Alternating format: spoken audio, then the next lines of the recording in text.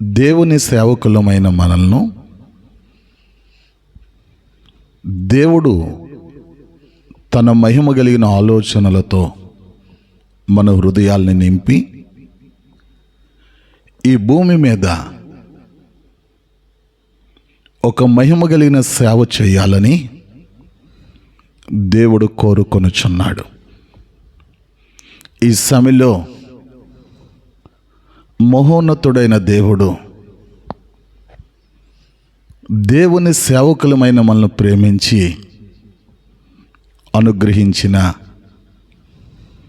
వాక్య భాగము యాకోబు పత్రిక 1వ అధ్యాయం 5వ వాక్యం. మీలో ఎవనికైనను జ్ఞానము కొదువగా ఉన్న ఎడల అతడు దేవుని అడగవలెను. అప్పుడు అది అతనికి అనుగ్రహింపబడును. దేవునికి స్తోత్రం. హల్లెలూయా. ప్రారంభ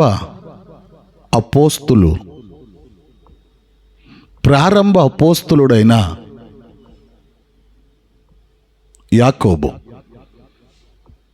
యేసు ప్రభుతో పాటు ఉన్న ప్రారంభ అపోస్తులలో ఒకరైన యాకోబు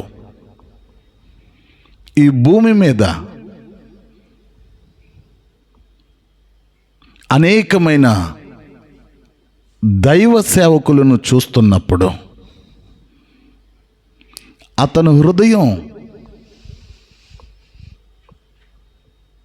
ఎంతో భారముతో నింపబడ్డది.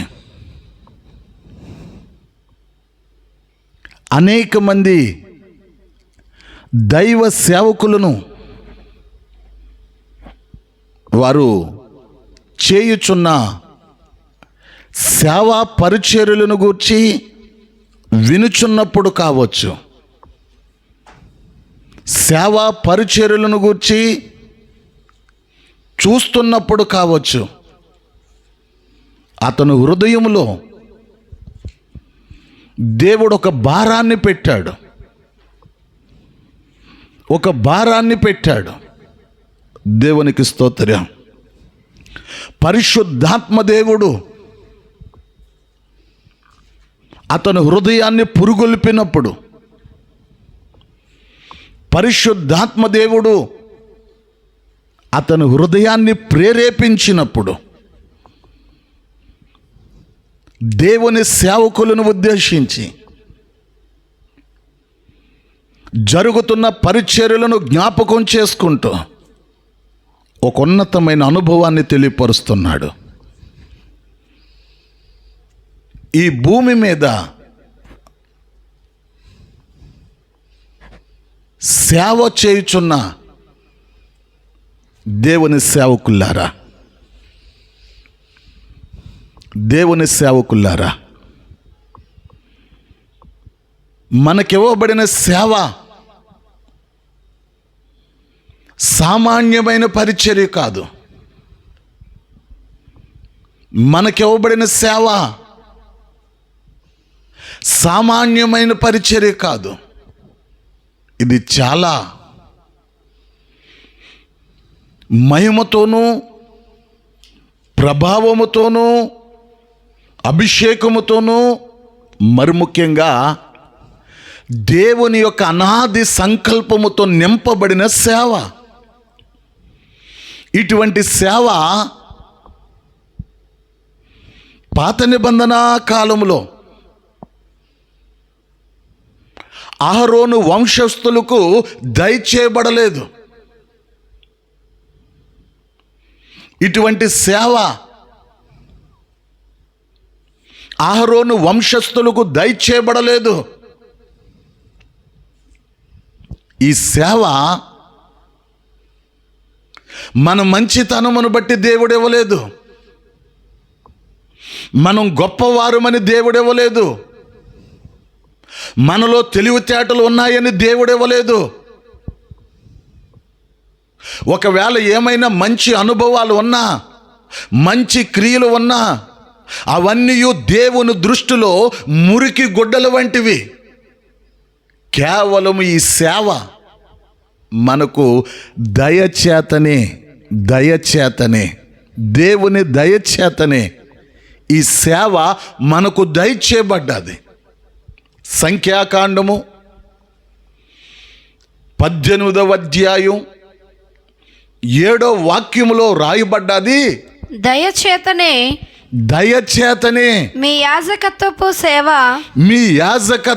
సేవ నేను మీకిచ్చి ఉన్నాను. దేవునికి స్తోత్రం.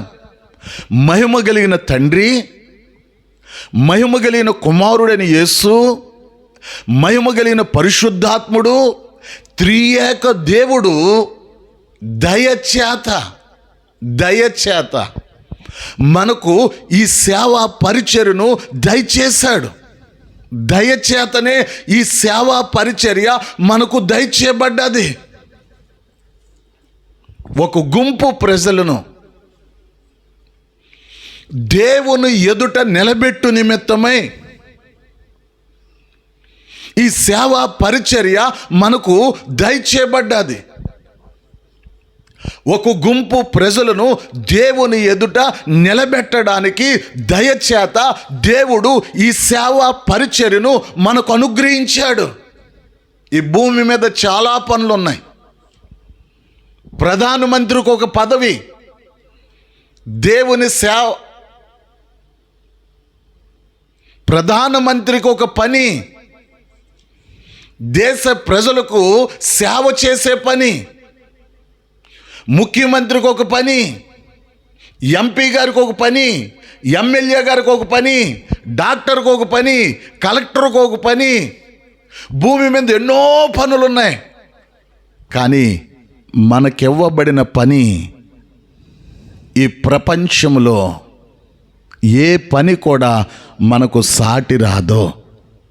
మనకు దయచేయబడిన పని పరలోక సంబంధమైన పని. మనకు దయచేయబడిన పని పరలోక మహిమలతో నింపబడిన పని. దేవుని సేవకులమైన మనకు దయచేయబడిన పని పరలోక రాజ్యము నిర్మించబడే ఒక గొప్ప పని దేవుడు దయచేత మనకు దయచేశాడు. అపోస్తులుడైన పౌలు అంటాడు, కొలస్సీలకు రాసిన పత్రిక 1:28లో, ఈ పని దేవుడు నాకు ఎందుకు దయచేశాడంటే ప్రతి మనుషుణ్ణి క్రీస్తునందు సంపూర్ణునిగా చేసి ఆయన ఎదుట నిలవబెట్టవలనని, యేసు క్రీస్తు ఎదుట నిలబెట్టాలని సమస్త విధములైన చాలండి ప్రతి మనుషుణ్ణి క్రీస్తునందు సంపూర్ణునిగా చేసి దేవుని ఎదుట నిలబెట్టాలని ఈ పని నాకు అప్పగించబడ్డది. కొరింథీ సంఘంతో అంటాడు, 2 కొరింథీలకు రాసిన పత్రిక 11వ అధ్యాయం 2వ వాక్యంలో, దేవాశక్తితో మీ ఎడల ఆసక్తి కలిగి ఉన్నాను. ఎందుకనగా పవిత్రురాలైన కన్యకగా ఒక్కడే పురుషునికి అనగా క్రీస్తుకు సమర్పింపవలనని మిమ్మల్ని ప్రదానము చేసితిని. ఒక గుంపు ప్రజలను క్రీస్తుకు సమర్పించాలని, యేసయ్యకు సమర్పించాలని ఈ పని నాకు అప్పగించబడ్డది. ఈ పని నేను ఎలా చేస్తున్నానంటే దేవాశక్తితో చేస్తున్నాను. ఒక ఆసక్తి, దేవాశక్తితో చేస్తున్నాను. ఒక గుంపు ప్రజలు, నాకు ఇవ్వబడిన ప్రజలు, నాకు అప్పగించబడిన ప్రజలు, నాకు అప్పగించబడిన కుటుంబాలు దేవుని ఎదుట నిలబెట్టాలని దేవాశక్తితో ఈ పని చేస్తున్నాను. దేవునికి స్తోత్రం. ఈ పని ఏ విధముగా మనము చేయుచున్నాం? దైవ జ్ఞానము కలిగి చేయుచున్నామా? జ్ఞానము కలిగి చేయుచున్నామా? జ్ఞానము లేకుండా చేయుచున్నామా? జ్ఞానము లేకుండా చేస్తే, జ్ఞానం పొందుకోకుండా చేస్తే జ్ఞానము మన యందు లేకుండా, జ్ఞానము మన యందు నివసించకుండా, జ్ఞాన సంబంధమైన అనుభవాలలో మనము నిలిచి ఉండకుండా ఈ సేవ చేస్తే ఇది దేవుని ఎదుట ఘనపరచబడే సేవ కాదు. అపోస్తుల హృదయంలో, అపోస్తుల అంతరంగంలో, అపోస్తులుడైన యాకోబు హృదయంలో ఒక భారం. ఈ భూమి మీద సేవ చేస్తున్న సేవకులారా, నువ్వు ఏ ప్రాంతానికి సంబంధించైనా, నువ్వు ఏ గ్రామానికి సంబంధించిన సేవకుడు అయినా, నువ్వు ఏ రాష్ట్రానికి సంబంధించిన సేవకుడు అయినా, నువ్వు ఏ దేశానికి సంబంధించిన సేవకుడు అయినా, నువ్వు ఏ ప్రాంతంలో సేవ చేస్తున్నావు అన్నది కాదు, నువ్వు ఏ రాష్ట్రంలో సేవ చేస్తున్నావు అన్నది కాదు, నువ్వు ఏ దేశంలో సేవ చేస్తున్నావు అన్నది కాదు. దేవుని జ్ఞానము చేత నింపబడి, దేవుని జ్ఞానము చేత నడిపించబడుతూ, దేవుని జ్ఞానము చేత దేవుని సేవ నువ్వు చేస్తున్నావా లేదా అన్నదే ప్రాముఖ్యమైనది. అపోస్తులుడైన యాకోబు ఒక సేవకుని కించపరచాలని కాదు, ఒక సేవకుని అపహాస్యం చేయాలని కాదు, ఒక సేవకుని హేళన చేయాలని కాదు. ఒక సేవకుడు చేసే సేవకు ఒక ఉన్నతమైన బహుమానం, ఒక దినం పొందుకోవాలన్నా ఉన్నతమైన బహుమానమును పొందుకోవాలని, ఉన్నతమైన బహుమానం పొందుకోవాలని దేవుని ఆత్మచేత ప్రేరేపించబడి, దేవుని సేవకులు ఎవరైనా సరే మీలో జ్ఞానము లేని ఎడల దేవుణ్ణి అడగవలెను. దేవుడు ఎవరిని తృణీకరించకుండా, దేవుడు ఎవరిని త్రోసివేయకుండా అడుగు ప్రతి ఒక్క సేవకునికి దైవ జ్ఞానమును ధారాళంగా దయచేయువాడై ఉన్నాడు. అపోస్తులకి అనుభవాలు తెలుసు. మనము దేవుణ్ణి అడగవలసిన అనేకమైన అనుభవాలు ఉన్నాయి. మత్తయి సువార్త 6వ అధ్యాయంలో అపోస్తులు అడుగుతూ ఉన్నారు, అయ్యా మాకు పరలోక సంబంధమైన ప్రార్థన నేర్పించు ప్రభువా. యేసు ప్రభువారు శిష్యులైన అపోస్తులకు పరలోక సంబంధమైన ప్రార్థనా జీవితాన్ని నేర్పించి ఉన్నారు. మత్తయి సువార్త 24వ అధ్యాయంలో యేసు ప్రభువారు ఒలివ కొండ మీద ఉన్నప్పుడు శిష్యులు ఏకాంతముగా ఆయన యొద్దకు వెళ్ళి, యేసయ్యా నీ రాకడకు, యుగ సమాప్తికి సూచనలు ఏమని యేసు ప్రభుని అడిగి ఉన్నారు. యేసు ప్రభువారు తేటగా వివరముగా రాకడకు ముందు ఏమి జరుగుతాయో, రాకడకు ముందు ఏ కార్యాలు జరుగుతాయో, యేసు ప్రభు మధ్యాకాశంలో ప్రత్యక్షం అవ్వడానికి ముందు ఏ కార్యాలు జరుగుతాయో, ఏ అనుభవాలు జరుగుతాయో, ఎటువంటి కార్యాలు జరుగుతాయో, ఎటువంటి అనుభవాలు జరుగుతాయో క్షుణ్ణంగా అపోస్తులకు బయలుపరిచారు. యుగ సమాప్తికి ముందు ఏ అనుభవాలు జరిగితే, ఏ కార్యాలు జరిగితే, ఏ విషయాలు జరిగితే, ప్రపంచంలో ఏం జరుగుతుందో సమస్తము కూడా యుగ సమాప్తికి ముందు జరిగే సమస్తమును కూడా అపోస్తులకు యేసు ప్రభువు నేర్పించారు. దేవునికి స్తోత్రం. దేవుని సేవ చేయుచున్న ఓ సేవకుడా, దేవుని సేవలో ఉన్న ఓ సేవకుడా, మీలో ఎవరికైనా జ్ఞానము కొదువుగా ఉన్న ఎడల అతడు దేవుణ్ణి అడగవలెను. దేవునికి స్తోత్రం, దేవునికి స్తోత్రం. ఈ సమయంలో 3 అనుభవాలను గూర్చి ఆత్మదేవుడు నా హృదయాన్ని ప్రేరేపిస్తున్నాడు. 3 అనుభవాలను గూర్చి ప్రకటించాలని, తెలియపరచాలని అనేకమైన అనుభవాలు ఇందులోంచి ప్రత్యక్షపరచబడాలని, ఈ అనుభవాలు మన సేవకు ఉపయోగపడడానికి, ఈ అనుభవాలు మన సేవలకు ఆశీర్వాదకరంగా మార్చబడడానికి, ఈ అనుభవాల చేత మనము ధారాళంగా నింపబడి ఈ జ్ఞానము చేత నడిపించబడాలని దేవుడు కోరుకొనుచున్నాడు. దేవునికి స్తోత్రం. జ్ఞానము కలిగి మనము సేవ చేయాలి. జ్ఞానము కలిగి సేవ చేస్తేనే ఆ సేవ దేవుడు అంగీకరించే విధంగా ఉంటుంది. జ్ఞానము కలిగి సేవ చేస్తే ఆ సేవ ద్వారా కుటుంబాలు ఆశీర్వదించబడతాయి. ఆ సేవ ద్వారా కుటుంబాలు ఆశీర్వదించబడతాయి. ఆ సేవలో దేవుని రాజ్యము కట్టబడుతుంది. దేవునికి స్తోత్రం. మొదటి అనుభవం మత్తయి సువార్త 3వ అధ్యాయంలో యోహాను అనే ఒక మనుష్యుడు మనకు కనబడతాడు. మత్తయి సువార్త 4వ అధ్యాయంలో మహోన్నతుడైన యేసు చేత ఉన్నతమైన సేవా పరిచర్య నిమిత్తం పిలవబడిన యోహాను అన్న ఒక వ్యక్తి కనబడతాడు. మత్తయి సువార్త 3వ అధ్యాయంలో యోహాను అని ఒక వ్యక్తి ఉన్నాడు.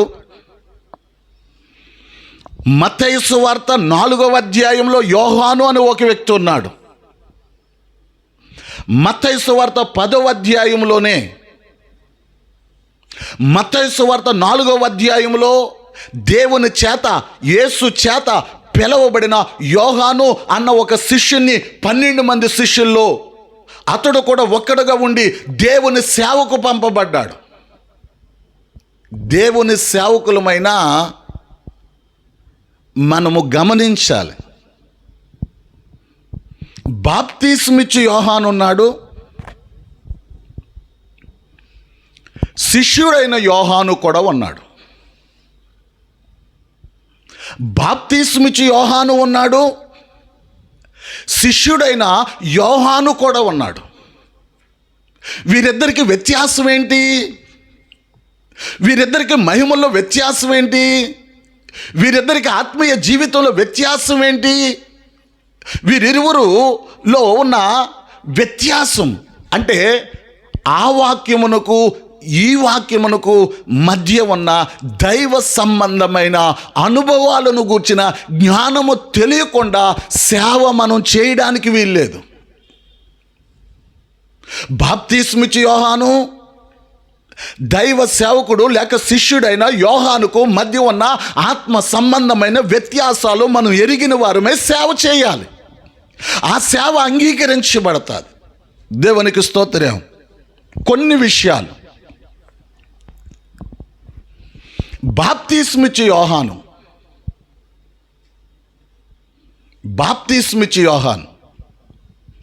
శిష్యుడైన యోహాను. బాప్తిస్మిచ్చు యోహానులో, శిష్యుడైన యోహానులో వారి ఆత్మీయ అనుభవాలు వేరు, వారి నడిపింపు వేరు, వారికి ఇవ్వబడిన జ్ఞానము కూడా వేరు. వారికి ఇవ్వబడిన జ్ఞానం కూడా వేరు.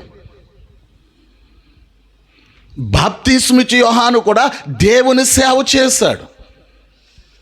అతనికి ఇవ్వబడిన జ్ఞానం వేరు. శిష్యుడైన యోహాను కూడా సేవ చేశాడు. అతనికి ఇవ్వబడిన జ్ఞానం వేరు.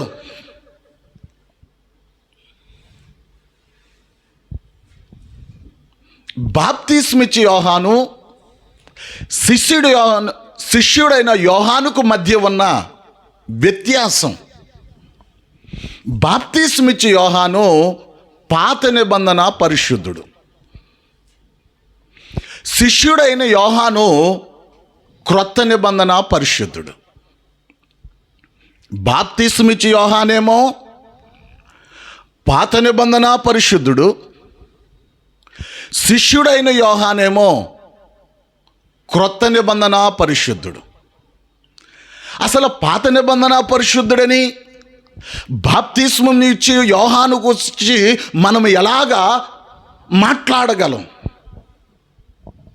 బాప్తిస్మిచ్చి యోహాను, దేవుని సేవకులమైన మనం శ్రద్ధగా ఈ పటం వైపు చూడగలిగినట్లయితే, ఈ పటంలో నిత్యము నుండి నిత్యము వరకు, నిత్యము నుండి నిత్యము వరకు, దేవునికి స్తోత్రం, దేవునికి స్తోత్రం, దేవునికి స్తోత్రం. నిత్యము నుండి నిత్యము వరకు అనగా ఇందులో చాలా అనుభవాలు ఉన్నాయి, కొన్ని లక్షల అనుభవాలు ఉన్నాయి. అందులో ఒక అనుభవం ఏంటంటే, సకల మానవుల గుంపులో, సకల మానవ జాతిలో, సకల మానవులందరిలో కల్లా, సకల మానవులందరిలో కల్లా ఇప్పుడు మనం ఇద్దరు మానవులను తీసుకున్నాం. ఒక మానవుడేమో బాప్తిస్మిచ్చి యోహాను, మరొక మానవుడేమో శిష్యుడైన యోహాను. బాప్తిస్మిచ్చి యోహానుకు మనం గమనించినట్లయితే యేసుక్రీస్తు మాత్రమే అతని జీవితంలో ప్రత్యక్షపరచబడ్డాడు. యేసుక్రీస్తు ఈ మార్చబడిన కాలంలో, అనగా ధర్మశాస్త్ర కాలము జరుగుతూ ఉండగా ఆ కాలమును మార్చి ఒక మహిమ కలిగిన కాలమును ప్రారంభించడానికి భూమి మీదకి శరీరధారిగా వచ్చాడు. యేసు ప్రభు శరీరధారిగా ఉన్న దినాలలో బాప్తిస్మిచ్చి యోహాను అన్నాడు. అనగా ఇక్కడ మనం గమనించాలి, బాప్తిస్మిచ్చి యోహానుకి యేసు నామం ప్రత్యక్షపరచబడ్డాది, లేక వాక్యము ప్రత్యక్షపరచబడ్డాది. యేసు నామం అతనికి తెలుసు, యేసు నామం అతనికి తెలుసు, యేసు నామంలో పాపక్షమాపణని తెలుసు, యేసు నామము అతి పరిశుద్ధమైన తెలుసు, యేసు నామము ప్రజలందరికీ కూడా ఆశీర్వాదకరమైన నామం అని తెలుసు. అందుకే యేసు ప్రభు కోసం అంటాడు, లోక పాపములను మోసుకొని పోవు దేవుని గొర్రెపిల్ల. యోహాను సువార్త 1వ అధ్యాయంలో 2వ అధ్యాయంలో మనం గమనించినట్లయితే యేసు ప్రభును గురించి అంటాడు, లోక పాపములను మోసుకొని పోవు దేవుని గొర్రెపిల్ల. అంటే బాప్తిస్మిచ్చి యోహానికి ఏం తెలుసు అంటే, యేసు నామము ద్వారా పాపముల నుండి విడుదల. యేసు నామమే ప్రజలకు ఆశీర్వాదకరమైన నామం, యేసు నామమే ప్రజలకు దీవెనకరమైన నామం. దేవునికి స్తోత్రం. అయితే ఇక్కడ మనం గమనించాలి, యేసు ప్రభు కల్వరి సిలువలో తన మహిమ కలిగిన రక్తాన్ని చిందించక మునిపే, లేక యేసు ప్రభు సిలువ బలియాగానికి అప్పగించబడక మునిపే, లేక యేసు ప్రభు అక్రమార్కులకు అప్పగించబడక మునిపే, లేక యేసు ప్రభు బలియాగం అవ్వక మునిపే బాప్తిస్మిచ్చి యోహాను ఈ భూమిని విడిచి వెళ్ళిపోయాడు.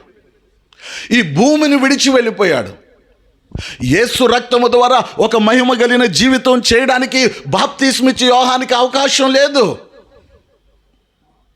యేసు రక్తము ద్వారా పరిపూర్ణతను సంపాదించుకోవడానికి బాప్తిస్మిచ్చి యోహానుకు అవకాశం లేదు. యేసు సిలువకు అప్పగించబడక మునుపు, యేసు అక్రమార్కులకు అప్పగించబడక మునుపు, యేసు తన మహిమ కలిగిన ప్రాణాన్ని క్రొత్త నిబంధన సంఘము కొరకు అర్పించక మునిపే బాప్తిస్మిచ్చి యోహాను భూమిని విడిచి వెళ్ళిపోయాడు. మూడవదిగా పరిశుద్ధాత్మ అభిషేకం. మేడగదిలోనికి దిగి వచ్చి, మేడగదిలో ఎంతమంది అయితే కూడుకొని ఉన్నారో అందరూ అభిషేకముతో నింపబడి అన్య భాషలు మాట్లాడే ఒక ఘనమైన అనుభవం జరగక మునిపే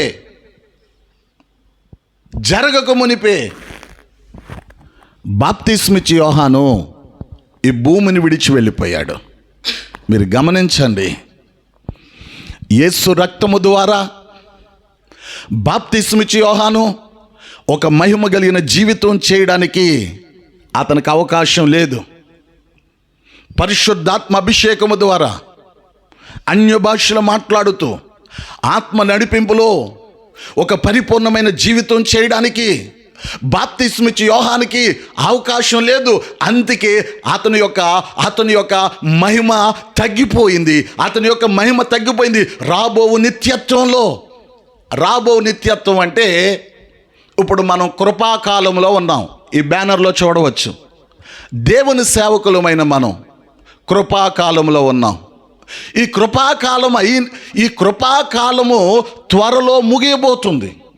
తర్వాత మొదటి 3.5 సంవత్సరాల యుగం, రెండో 3.5 సంవత్సరాల యుగం, తర్వాత 1000 సంవత్సరాల పరిపాలన, తర్వాత రాబో నిత్యత్వంలో పాత నిబంధన పరిశుద్ధులకు వచ్చే స్వాస్థ్యము నూతనమైన ఆకాశం. అంటే ఇక్కడ గమనించాలి, పాత నిబంధన పరిశుద్ధుడిగా బాప్తిస్మిచ్చి యోహాను పరిగణించబడుతున్నాడు. అయితే శిష్యుడైన యోహాను యేసు నామము అతని జీవితంలో ప్రత్యక్షపరచబడ్డది. యేసు నామము ద్వారా పవిత్రతను సంపాదించుకున్నాడు. యేసు రక్తము అతని జీవితంలో ప్రత్యక్షపరచబడ్డది. యేసు రక్తము అతని మీద ప్రోక్షించబడి యేసు రక్తము ద్వారా ఒక పవిత్రమైన జీవితానికి తన్ను తాను అప్పగించుకున్నాడు. అంత మాత్రమే కాదు, అభిషేకముతో నింపబడి అభిషేకము ద్వారా కూడా పవిత్రతను సంపాదించుకున్నాడు. యేసు నామము ద్వారా, యేసు రక్తము ద్వారా, అభిషేకము ద్వారా అతడు పవిత్రుడుగా మార్చబడ్డాడు. కానీ ఈ అనుభవాలు బాప్తిస్మిచ్చి యోహానుకు లేవు. దేవుని సేవకులమైన మనం ఆది కాండంలో ఏ వాక్యమును ధ్యానించినా, ప్రకటన గ్రంథంలో ఏ వాక్యమును ధ్యానించినా ఆ వాక్యములో సకల యుగములకు సంబంధించిన మహిమలను గూర్చిన జ్ఞానం ఉంది. ఆ జ్ఞానమును వివేచించగలిగిన దైవ జ్ఞానము చేత నింపబడి మన దగ్గరికి నడిపించబడుతున్న దేవుని ప్రజలకు రాబో నిత్యత్వములో ఉన్నతమైన మహిమను గూర్చి ప్రకటించగలిగిన అనుభవంలో ఉన్నప్పుడే మన సేవ అంగీకరించబడాలి.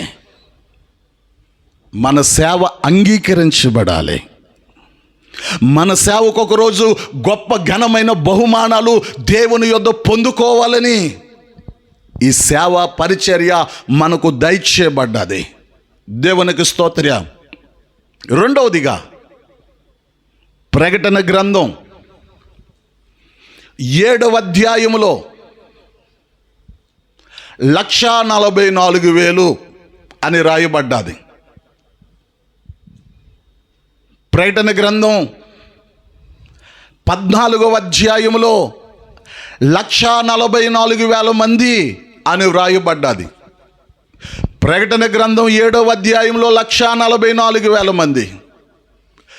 ప్రకటన గ్రంథం 14వ అధ్యాయంలో 144,000 మంది అని వ్రాయబడ్డది. ఈ వాక్యమునకు ఆ వాక్యమునకు మధ్య ఉన్న ఆత్మ సంబంధమైన వ్యత్యాసం ఏంటి? మహిమలను గూర్చిన వ్యత్యాసం ఏంటి? ఈ వాక్యమునకు ఆ వాక్యమునకు ఉన్న వ్యత్యాసం గమనించి అందులో ఉన్న శ్రేష్టమైన అనుభవాలను సంఘానికి అందించగలిగిన దైవ జ్ఞానము చేత నింపబడాలని అపోస్తలుడైన యాకోబు అంటున్న, మీలో ఎవనికైనను జ్ఞానము కొదువుగా ఉన్న ఎడల అతడు దేవుణ్ణి అడగవలెను, దేవుడు అతనికి ఆ జ్ఞానమును దయచేయను. దేవునికి స్తోత్రం. ప్రకటన గ్రంథం 7వ అధ్యాయం ప్రారంభం నుంచి మీరు చదివినట్లయితే ఇశ్రాయేలీల్లో 12 గోత్రాలు, ఒక గోత్రము నుండి 12,000 మంది, రూబేను గోత్రము నుండి 12,000 మంది, ఇస్సాకోరు గోత్రము నుండి 12,000 మంది, జబులూను గోత్రము నుండి 12,000 మంది. 12 గోత్రాల నుండి ఒక్కో గోత్రము నుండి 12,000. 12 144, అంటే 144,000 మంది. 144,000 మంది. 144,000 మంది. ఈ 144,000 అన్నది ఇశ్రాయేలీలకు మాత్రమే సంబంధించింది. ఈ ఇశ్రాయేలీలు ఎచ్చటి వారు, ఎప్పుడు వారు, ఏ సమయాన్ని సూచిస్తుంది, ఏ సందర్భాన్ని సూచిస్తుంది, ఏ కాలాన్ని సూచిస్తుంది, ఏ మహిమను సూచిస్తుంది అన్నది గ్రహించగలిగిన శక్తిమంతులుగా మనం మార్చబడాలి. దేవునికి స్తోత్రం, దేవునికి స్తోత్రం. ఈ బ్యానర్లో దేవుని సేవకులమైన మనం గమనించగలిగినట్లయితే కృపాకాల ముగింపు అయిన తరువాత మొదటి 3.5 సంవత్సరాలు, రెండవ 3.5 సంవత్సరాలు, మొదటి 3.5 సంవత్సరాలు, రెండవ 3.5 సంవత్సరాలు, ఈ మొదటి 3.5 సంవత్సరాలు, ఈ రెండవ 3.5 సంవత్సరాలు మనం గమనించగలిగినట్లయితే 6వ ముద్రకు 7వ ముద్రకు మధ్య 2 కార్యాలు జరుగుతాయి. 2 కార్యాలు జరుగుతాయి. 6వ ముద్ర విప్పబడిన తర్వాత 7వ ముద్ర విప్పబడడానికి మధ్య 2 కార్యాలు జరుగుతాయి. మొదటి కార్యం ఏంటంటే, విడవబడిన సంఘములో ఉన్న అనేకమైన గుంపులలో ఒక గుంపు ఎవరంటే ఇశ్రాయేలీయుల ప్రజలు.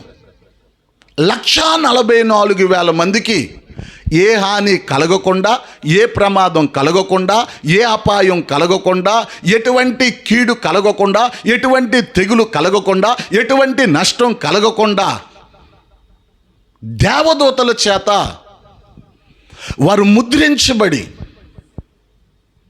144,000 మంది ముద్రించబడిన వారిగా మార్చబడతారు.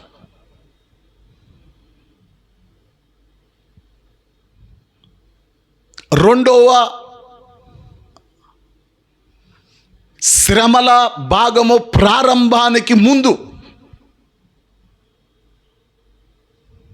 6వ ముద్ర విప్పబడిన తర్వాత 144,000 మంది ఇశ్రాయేలీయులు ముద్రించబడతారు. ఆ తర్వాత మొదటి 3.5 సంవత్సరాల గుంపు ఆరోహణమైపోతారు. వీళ్ళు 1000 ఏండ్ల పరిపాలనలో యేసు ప్రభు భూమి మీదకు వచ్చినప్పుడు 1000 ఏండ్ల పరిపాలనలో ఈ 144,000 మంది కూడా ఉంటారు. కానీ ప్రకటన గ్రంథము 1,44,000 మంది వీరు సామాన్యమైన వారు కాదు, వీరు సామాన్యమైన వారు కాదు, వీరు సామాన్యమైన వారు కాదు, వీరు సామాన్యమైన వారు కాదు. ఆత్మలో ఒక ప్రతిష్టత కలిగిన వారు, శరీరంలో ఒక ప్రతిష్టత కలిగిన వారు, ప్రాణములో ఒక ప్రతిష్టత కలిగిన వారు. భూమి మీద ఉన్న దినాలలో వీరి మాటల ద్వారా యేసు నామం ప్రత్యక్షపరచబడతాది. వీరి శరీరంలో యేసు నామం ప్రత్యక్షపరచబడతాది. వీరి క్రియలలో యేసు నామం ప్రత్యక్షపరచబడతాది. వారు శరీరమందు అనుభవించుచున్న శ్రమలలో యేసు నామము ప్రత్యక్షపరచబడతాది. కలలోనైనను తలంపుల్లోనైనను అపరాధము చెయ్యని వారు, వారు తలంపుల్లో ప్రతిష్టత కలిగిన వారు, వారు యేసును వెంబడించిన వారు, యేసు వలె మాదిరి చూపించుచున్న వాళ్ళు, యేసుని వారి దేహములో ప్రజలకు ప్రత్యక్షపరిచేవారు. వారి అంతరంగంలో యేసు ప్రతిష్ఠించబడి యేసు వారి అంతరంగంలో ఉండి వారిని ఏలుచూ ఉన్నాడు. వారి మాటల్లో యేసు ప్రత్యక్షపరచబడతాడు. ప్రకటన గ్రంథం 14వ అధ్యాయం, సియోను కొండ మీద ఆ గొర్రె పిల్లతో ఉన్న 144,000 మంది.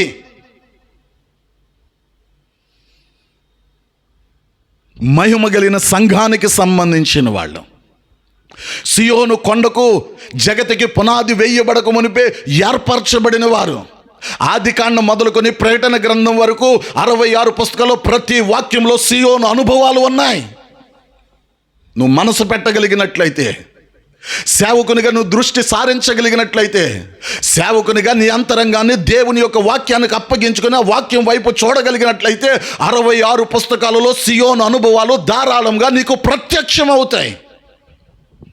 దేవునికి స్తోత్రం. ఈ బ్యానర్లో ప్రకటన గ్రంథం 14వ అధ్యాయంలో ఉన్న 144,000 మంది మూడవ ఆకాశములో సియోను శిఖరము మీద, సియోను కొండ మీద యేసు ప్రభుతో పాటు 144,000 మంది రాబో నిత్యత్వములో ఉంటారు. దేవునికి స్తోత్రం, దేవునికి స్తోత్రం. ప్రకటన గ్రంథం 7వ అధ్యాయములో ఉన్న 184,000 మంది రహస్య రాకడలో చెయ్య విడవబడిన వారు. ప్రకటన గ్రంథం 14వ అధ్యాయంలో 144,000 మంది కడబోరు శబ్దం విని ఒకరు మృతులలో నుండి, ఒకరు సజీవులలో నుండి లేపబడి, రూపాంతరపరచబడి, మహిమా దేహములుగా మార్చబడి దేవునిని ఎదుర్కోవడానికి మధ్యాకాశంలోనికి వెళ్ళిన వారు 144,000 మంది సంఘములో వాళ్ళు. దేవునికి స్తోత్రం, దేవునికి స్తోత్రం. బాప్తిస్మిచ్చి యోహానికి, శిష్యుడైన యోహానికి వ్యత్యాసం, ఆత్మీయ అనుభవాల వ్యత్యాసం, ఆత్మీయ ఆలోచనల వ్యత్యాసం, పరలోక సంబంధమైన స్వాస్యాల్లో వ్యత్యాసం. ఇది దైవ సేవకులమైన మనకు తెలిసిన వారంగా మార్చబడాలి. రెండవదిగా ప్రకటన గ్రంథం 7వ అధ్యాయంలో 144,000 వారికి ఇవ్వబడిన మహిమ వేరు. ప్రకటన గ్రంథం 14వ అధ్యాయంలో వారికి ఇవ్వబడిన 144,000 మందికి ఇవ్వబడిన మహిమ వేరు. దేవునికి స్తోత్రం. మూడవదిగా ఎఫెసీయులకు రాసిన పత్రిక 4వ అధ్యాయం 6వ వాక్యం. ఎఫెసీయులకు రాసిన పత్రిక 4వ అధ్యాయం 6వ వాక్యం. బాప్తిస్మము ప్రభువు ఒక్కడే, విశ్వాసం ఒక్కటే, విశ్వాసం ఒక్కటే, బాప్తిస్మం ఒక్కటే, బాప్తిస్మం ఒక్కటే. దేవునికి స్తోత్రం. ఎఫెసీలో ఉన్న ప్రజలకు బాప్తిస్మమును గూర్చిన అనుభవాలను బయలుపరుస్తూ శక్తిమంతుడైన పరిశుద్ధాత్మ దేవుడు సేవకునిలోంచి మాట్లాడుతున్నాడు. బాప్తిస్మం ఒక్కటే, బాప్తిస్మం ఒక్కటే, బాప్తిస్మం ఒక్కటే. అట్లయినా ఏమందుము, ఇదే పౌలు, ఇదే దైవ సేవకుడు అపోస్తుల కార్యాలు 9వ అధ్యాయంలో ఎఫెసీలో ఉన్న మీరు పరిశుద్ధాత్మ దేవుడు ఉన్నాడన్న సంగతి తెలియకుండా కొంతమంది మీరు బాప్తిస్మములు పొంది ఉన్నారు గనుక మీ బాప్తిస్మములు చెల్లవు అని అపోస్తుల కార్యాలు 19వ అధ్యాయంలో 1 నుండి 5 వాక్యాలలో మరలా వారికి బాప్తీసాలు ఇచ్చారు. ఎఫెసీయులకు రాసిన పత్రిక 4వ అధ్యాయం 6వ వాక్యంలో బాప్తీసం ఒక్కటే అంటున్నాడు. అపోస్తుల కార్యాలు 19వ అధ్యాయంలో మీరు తీసుకున్న బాప్తీసాలు చెల్లవు అంటున్నాడు. వ్యత్యాసం ఏమిటి? వ్యత్యాసం ఏంటి? అక్కడున్న అనుభవం వేరు, ఇక్కడున్న అనుభవం వేరు. బాప్తిస్మం ఎప్పుడు కూడా ఒక్కటే, బాప్తిస్మం ఎప్పుడు కూడా ఒక్కటే, నీటి బాప్తిస్మం ఎప్పుడు ఒక్కటే, నీటి బాప్తిస్మం ఎప్పుడు ఒక్కటే. నీటి బాప్తిస్మం అన్నది పరలోకములో నుండి అనుగ్రహించబడిన ఆశీర్వాదం. పరలోకములో నుండి మన కొరకు మన యొద్దకు దిగి వచ్చిన పరసంబంధమైన ఆశీర్వాదమే నీటి బాప్తీసం. ఈ బాప్తీసంలో ఎలా పాలు పంపులు పొందాలి? ఏ విధంగా పాలు పంపులు పొందాలి? ఏ విధంగా పాలు పంపులు పొందాలని సంఘానికి మనం బయలుపరచాలి. ఏ ప్రాంతంలోనైనా, ఏ గ్రామంలోనైనా, ఏ దేశంలోనైనా సేవకులమైన మనము నీటి బాప్తిస్మమును గురించి ధారాళంగా మాట్లాడగలిగిన దైవ జ్ఞానము చేత మనం నింపబడాలి. బాప్తిస్మం అనేది పరలోకము నుండి వచ్చింది. ఈ బాప్తిసానికి కొన్ని రూల్స్, కొన్ని రెగ్యులేషన్స్, రూల్స్ అండ్ రెగ్యులేషన్స్ ఉంటాయి. ఈ బాప్తిసానికి కొన్ని నియమ నిబంధనలు ఉంటాయి. పరలోకములో నుండి పరలోకములో నుండి వచ్చిన ఈ బాప్తీసానికి పరలోకములో నుండే కొన్ని అనుభవాలు, కొన్ని నియమాలు, కొన్ని నిబంధనలు ఉంటాయి. పరలోకములో నుండి బాప్తీసమునకు నియమములు, నిబంధనలు తెలుసుకొని ఎవరైతే వాక్యము ఏ విధంగా పాలు పంపులు పొందమంటుంది నీటి బాప్తీసంలో, వాక్యము ఏ విధంగా ఆహ్వానిస్తుందో ఒక వ్యక్తి నీటి బాప్తీసంలో, ఏ విధమైన జీవితం కలిగి, ఏ విధమైన మనస్సు కలిగి, ఏ విధమైన ప్రకటన కలిగి, ఏ విధముగా బాప్తీసం పొందితే దేవుడు అంగీకరిస్తాడో ఆ బాప్తీసం ఒక్కటే. దేవుడు చెప్పిన రీతిలో కాకుండా, దేవుడు సెలవిచ్చిన రీతిలో కాకుండా, దేవుడు బయలుపరిచిన రీతిలో కాకుండా, దేవుడు జ్ఞానమిచ్చిన రీతిలో కాకుండా, మానవ సంబంధమైన ఆలోచనలతో, మానవ సంబంధమైన నడిపింపులో, పాపములు ఒప్పుకోకుండా, పాపములు విడిచిపెట్టకుండా, లేక పరిశుద్ధాత్మ దేవుడు ఉన్నాడన్న సంగతి తెలియకుండా, లేక ఉన్నతమైన యాజకత్వ సేవ చేస్తున్న ప్రతిష్ఠించబడిన సేవకుల దగ్గర కాకుండా బాప్తీసం పొందితే ఆ బాప్తీసం చెల్లదో, ఆ బాప్తీసం చెల్లదో. బాప్తీసం ఎప్పుడు ఒకటే. దేవుడు చెప్పినట్లు పాలు పంపులు పొందితే బాప్తీసం ఒక్కటే. దేవుడు ఏ నడిపింపిస్తాడో ఆ నడిపింపుకు లోబడి మనం బాప్తీసం పొందితే బాప్తీసం ఒక్కటే, నీటి బాప్తీసం ఒక్కటే. దేవునికి స్తోత్రం. అందుకే బాప్తిస్మములను గూర్చి సకల యుగాలలో కొన్ని యుగాలలో మాత్రమే నీటి బాప్తీసాలను దేవుడు ఉంచాడు. మొత్తం 10 యుగాలు ఉంటాయి. 10 యుగాలలో నీటి బాప్తిస్మముల పరిచర్య ఎప్పుడు ప్రారంభించబడ్డది, నీటి బాప్తిస్మముల పరిచర్య ఎప్పుడు ముగించబడుతుంది అని మనం గమనించినట్లయితే, ఏదేను వనములో నీటి బాప్తిస్మముల పరిచర్య దేవుడు ప్రారంభించాడు.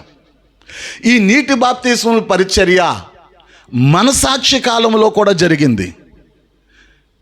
ఈ నీటి బాప్తిస్మం పరిచర్య ధర్మశాస్త్ర కాలంలో కూడా జరిగింది. ఈ నీటి బాప్తిస్మముల పరిచర్య యేసు ఉన్న కాలంలో కూడా జరిగింది. ఈ నీటి బాప్తిస్మం పరిచర్య ఇప్పుడు కృపాకాలంలో కూడా జరుగుతుంది. ఇది ఎప్పటి వరకు జరుగుతుందంటే, కృపాకాల ముగింపు వరకు నీటి బాప్తిస్మముల పరిచర్య జరుగుతాయి. అన్ని బాప్తీసాలలో కన్నా కృపాకాలములో ఇవ్వబడుతున్న నీటి బాప్తిస్మం అన్నది చాలా మహిమ కలిగినది, చాలా ప్రభావం కలిగింది, చాలా శక్తివంతమైంది.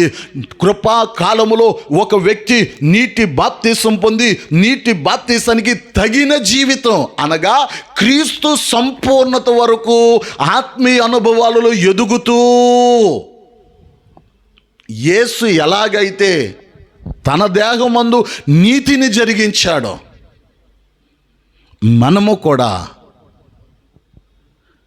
నీటి బాప్తిస్మం పరిపూర్ణంగా లోబడి నీటి బాప్తిస్మం తగిన రీతిగా అనగా క్రీస్తు సంపూర్ణతను మనం సంపాదించుకున్నప్పుడు, నీటి బాప్తిస్మంకు తగిన జీవితాన్ని క్రీస్తు పరిపూర్ణత, నీటి బాప్తిస్మం ద్వారా ఆత్మ బాప్తిస్మం ద్వారా తరువాత ప్రత్యేక జీవితం, తర్వాత దైవిక స్వస్థత, తర్వాత సంపూర్ణమైన పరిశుద్ధత, తర్వాత దేవుని కొరకు ఎదురు చూసే అనుభవాలు.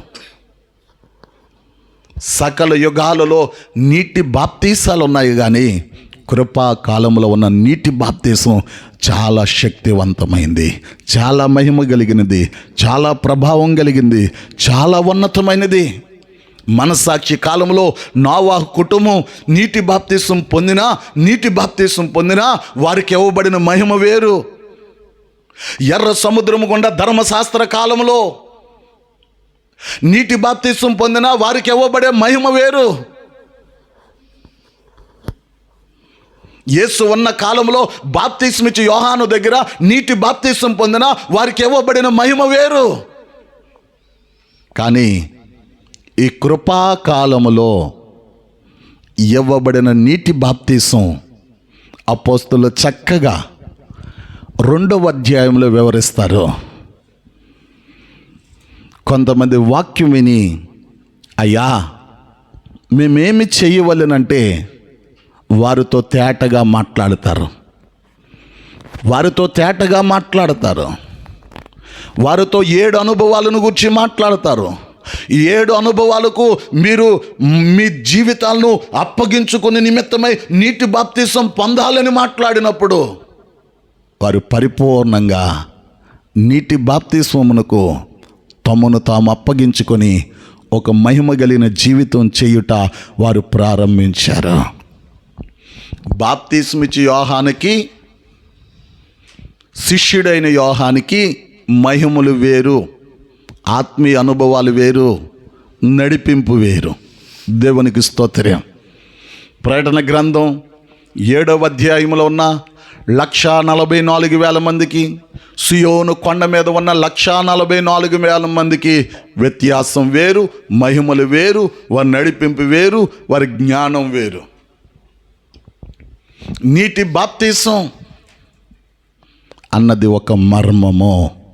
ఈ మర్మమును గూర్చి మనం ఎరిగి నిలబడిన ప్రతి చోట సత్యమైన ఉపదేశాన్ని బయటికి తీసి, సత్యమైన ఆలోచనలు బయటికి తీసి, సత్యమైన జ్ఞానాన్ని బయటికి తీసి పరిపూర్ణంగా ప్రకటించడానికే దేవుడు ఈ సేవను మనకు అనుగ్రహించారు.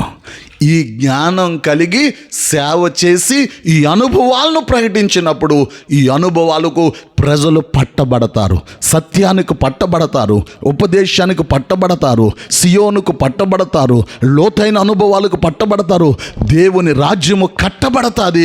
ఈ సేవ, ఈ జ్ఞానముతో నింపబడిన సేవ, దైవ జ్ఞానముతో నింపబడిన సేవ, ప్రతి వాక్యము నుంచి లోతైన దైవ సంబంధమైన ఆలోచనలు బయటికి తీసుకొని వచ్చి ప్రజలకు వివరించగలిగిన దైవ సేవ దేవునికి ఇష్టమైనది. ఇటువంటి సేవలో మనందరినీ దేవుడు స్థిరపరచునుగాక. ఆమేన్. ముగింపు ప్రార్థన. కనికరం కలిగిన ప్రభువా, దయగలిగిన యేసయ్యా స్తోత్రాలు.